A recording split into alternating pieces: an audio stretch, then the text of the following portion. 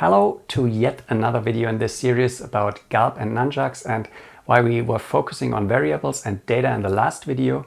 Today we'll be focusing on partials to further break apart the templates, and also we'll learn some new tags, which is for loops, and also if conditions, which we're going to use to make the code a bit more reusable and more compact.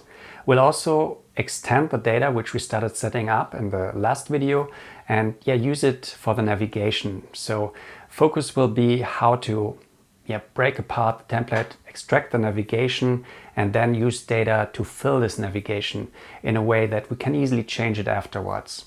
And if you haven't watched already the other videos in the series, I suggest you do so first, because this enables you to get a smoother start. So you'll learn the basics first and variables, and this video basically builds on what I've done in the last videos already. Okay, so now let's start. So to further break apart this template here and make it a little more reusable, we want to now extract parts of it which we can reuse. For example, also here in the slideshow template, you see that here at the top we have, for example, this script for the Google Tag Manager, and that's the same here.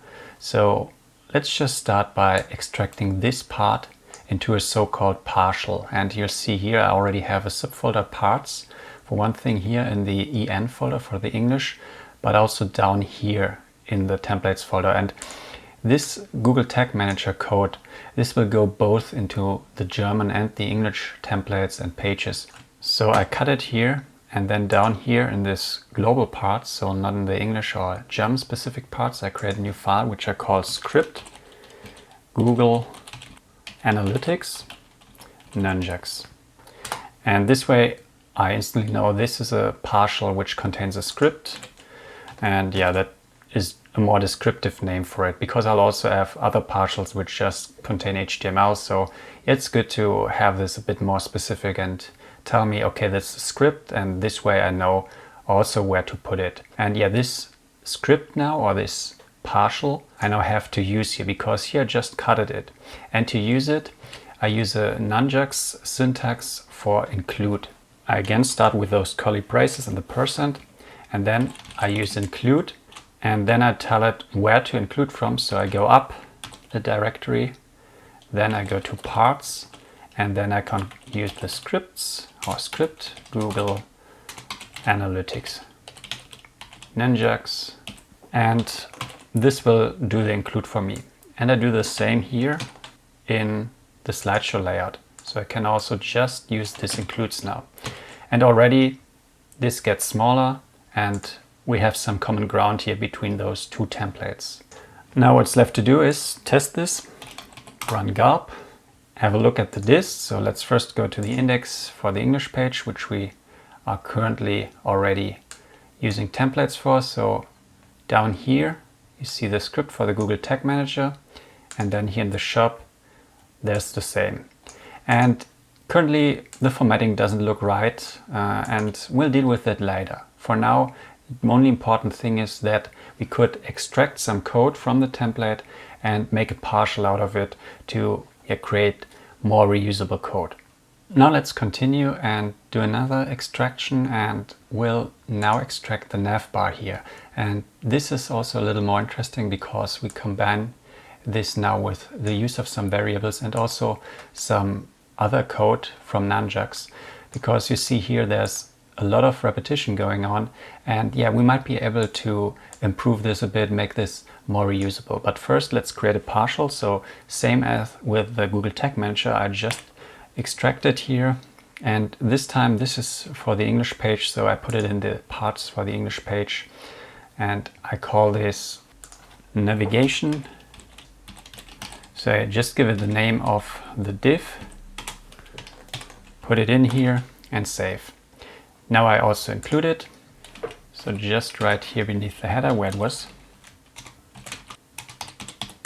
And now we basically have it included from the partials. We do the same over here in the slideshow layout. Just select the complete navbar, use the include. Now we quickly test it. It went through. Now look at our two example pages which were generated, so the shop has the navbar again. The formatting is not right, but as I said, we'll deal with that later. Also here in the index, we have the navbar, which was included. So far so good, but it's not yet 100% reusable, because we notice here in this template, what we now have, there's some page-specific code here. So in my home page, let me quickly show you. Up here in the navbar on the right side, I always have a switcher to switch a page from English to German. So now if I'm on the index, it switches me to the German index. If I'm on the shop, it switches me to the German shop. So this link here, this will change based on which page this is included. So tutorials, for example, doesn't have one even. Services switches me to the German services. So what I have to do, I cannot just have this fixed here in this partial. I have to make it again a variable. So if you remember the last tutorial video I had, I explained how to use Nunjucks variables, and we'll do just that. We make this a variable and I call this page DE, because this will contain the corresponding German page that we'll jump to if it's provided here. And what I also want to do is I want to use some code to check if this is provided at all. Because if you remember, I just showed you on the tutorials page, for example, there this button isn't at all. So what I can do, I can use some code here. It's very similar to writing JavaScript or PHP. You have an if here and you can check if a variable exists, page DE, and only if the page exists, this code will be run or this div will be added. And then you have to close it. And if. So now we can basically do what we saw here. So we can have, for example, a tutorials page which doesn't have this button at all, and we can set different pages here for the different usages. And let's just do that. Set this variable here. So go to our shop page, go up here to the part where we set the variables, set it page, German page, and for this one, so we're currently in the shop and we want to go to the German shop HTML. Now for the index, it's a little different. So we set the target to index PHP. And that's all we have to do here. Now let's see what happens if we run Gulp. We get an error here. So let's quickly check what we did. So unknown path. So it seems we did something wrong here in the navigation. Let's go to line 21.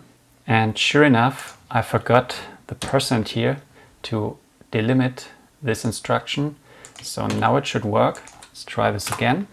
Also, if you write something wrong in the Nunjucks syntax, you usually see it. If you save the auto formatting, which we install, so the auto formatter will also fail. So you usually see this here, the formatting is somehow not right in this Nunjucks file. So this tells you already you have something wrong. And now if I correct this, suddenly also the formatting is right, the colors look right.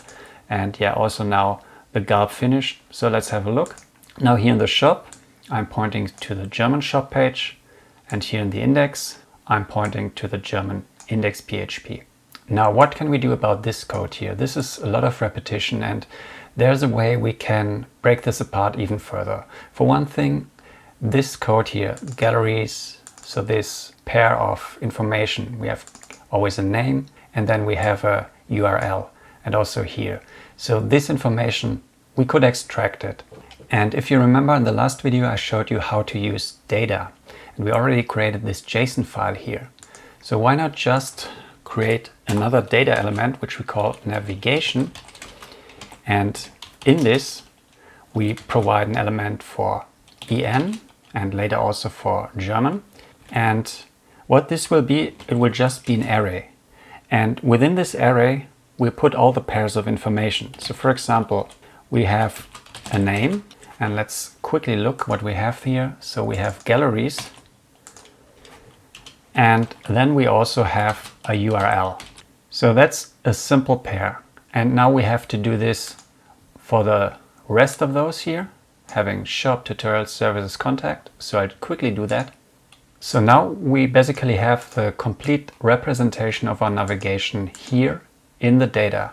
And you can imagine if I also add this for the German, this will be very nice to get a quick look at how your page looks. It will also be easy to remove stuff or to change the order here.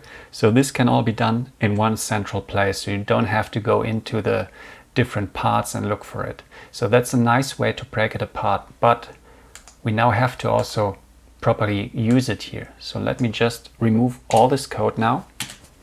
And now what we do, we use another call from Nunjucks, because same as we have an if here, we also have a for loop. And this for loop is similar to JavaScript. So I just say for item in, and now I can reference the data, navigation en. So remember, this contains an array of data items. And then I also have to end the for loop. And now in here, I want to put the code which I had before. So I had a div, and this div had a class navbar underscore icon, and I should also the equals here. So I close the div, and within that div I now make use of the data.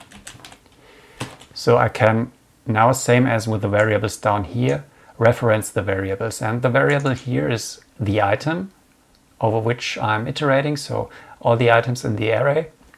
And then an item has a URL and a name, which is what we did down here. So this here is basically an item if we iterate, and then within an item we have a name element and a URL element.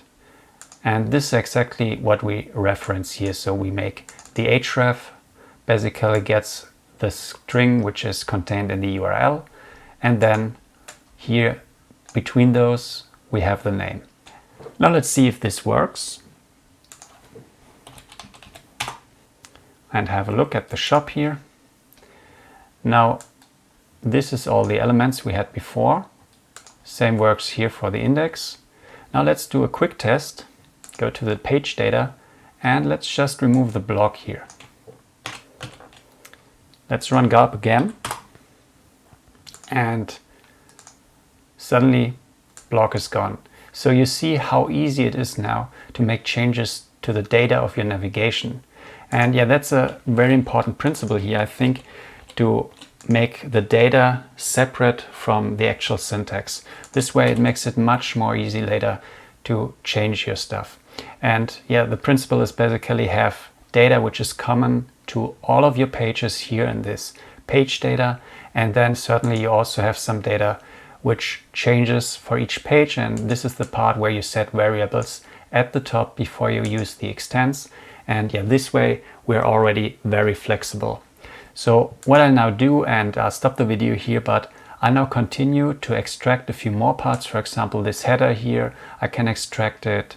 The footer, this one will certainly be extracted, and also here the other scripts. So everything which is common to those templates and also later to the pages. For example, we have the title here. This is all stuff we can extract into variables and partials. Yeah, and let's quickly recap what we learned in this tutorial. So we learned how to use partials here by using this include syntax. And within those partials, for example, within the navigation, we learned that we also can use variables, same as for the templates themselves.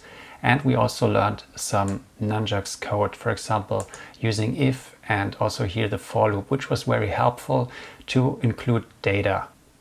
And then the next video, we will learn how to combine Nunjucks and PHP a bit more, because I also have some PHP templates currently in use on this page here. If we look here at the scripts, we have some PHP helpers, and down here the gallery.